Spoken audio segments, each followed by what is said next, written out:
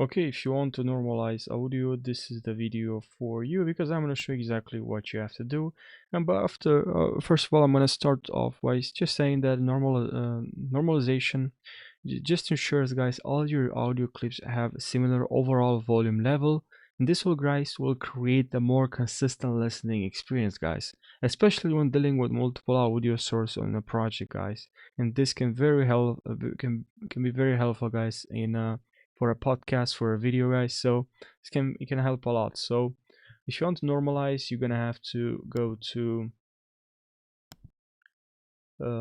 where is it actually, in effects, and here if you go to aptitude, you're gonna have to click on normalize, but you're gonna have to select the video. So I'm gonna double click on this one. I'm gonna select this portion, and then I'm gonna go to effects and then aptitude and then normalize process, and then here you can select normalize to, you can change this to whatever you want, and then you can click on apply, and then now it just normalized. So now you can also increase the volume a little bit or decrease.